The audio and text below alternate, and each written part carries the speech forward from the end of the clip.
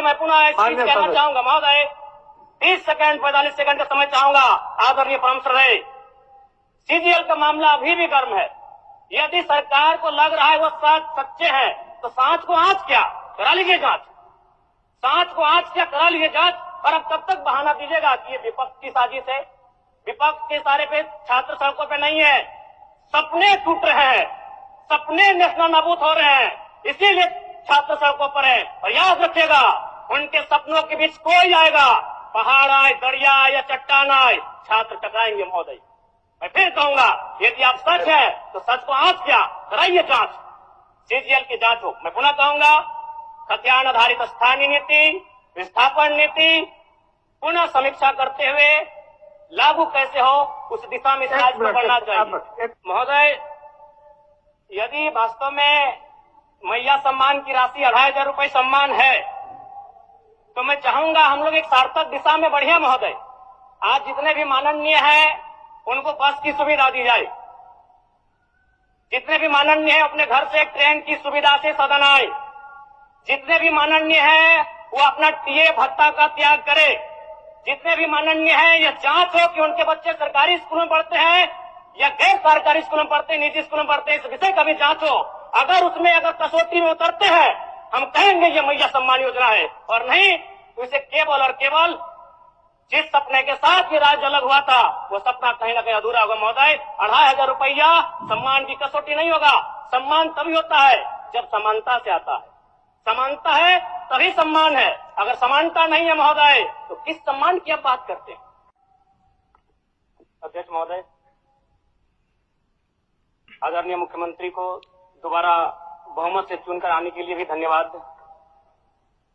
माननीय वित्त मंत्री के द्वारा अनुपूरक बजट, द्वितीय अनुपूरक बजट जो 4,833 करोड़ 39 लाख लाया गया है, जबकि यही सरकार ठीक कुछ दिन पूर्व प्रथम अनुपूरक बजट, माफ कीजिएगा, प्रथम अनुपूरक बजट 4,833 करोड़ 39 लाख का लाया गया था।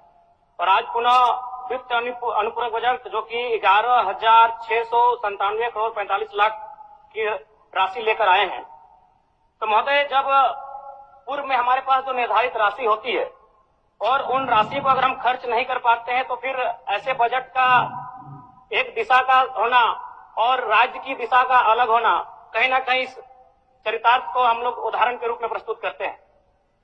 महोदय, बजट की सार्थकता तभी आम व्यक्ति को समझ में आएगी जब एक गांव का सबसे गरीब व्यक्ति, गंगवा की पत्नी गंगिया, अपनी गठरी में बाजार के बजट को रख पाई।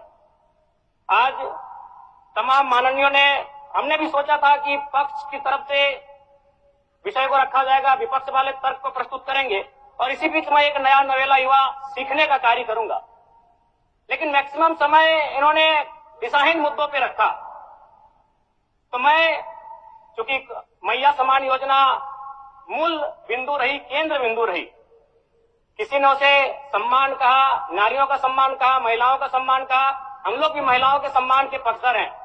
हमारे एक भाई कह रहे थे कि 2,500 रुपए की राशि जब एक स्कूल कॉलेज में पढ़ने वाली बहन को दिया जाएगा तो उससे वो स्कूल कॉलेज कागज, कॉपी, कलम की सामग्री लेगी। मैं कहना चाहूंगा, अगर आप उसे स्कूल कॉलेज जाने से पहले अगर 2,500 रुपए देंगे तो उसे आप निकम्मा और आलसी बनाएंगे। यदि आपको उस राशि को देना है तो उसके स्कूल कॉलेज जाने के बाद दीजिए, स्कॉलरशिप के रूप में दीजिए।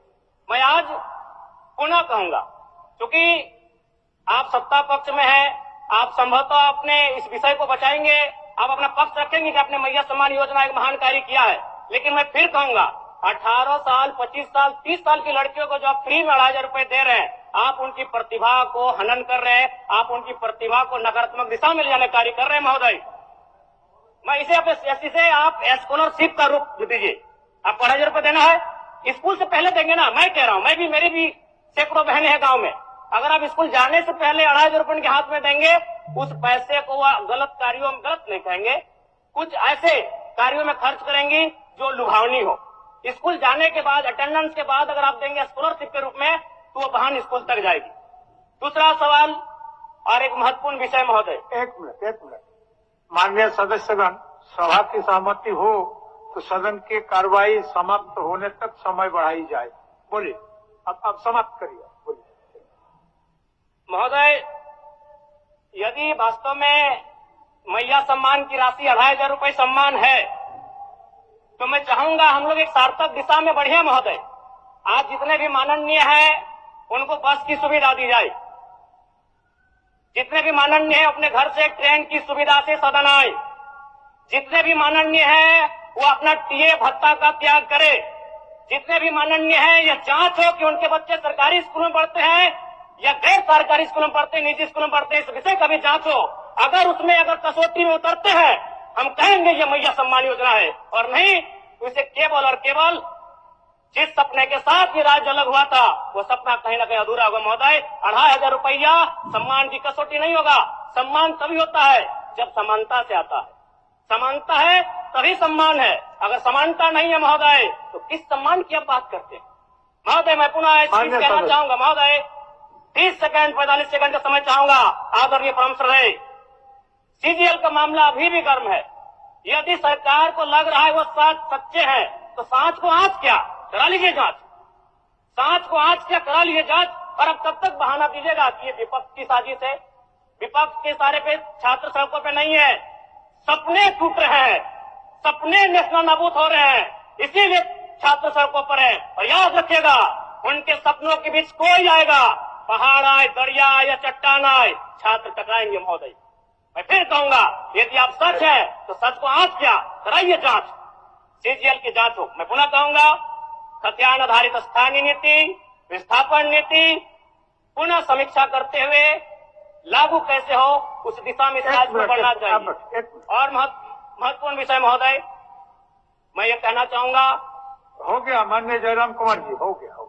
धन्यवाद महोदय। सरकार के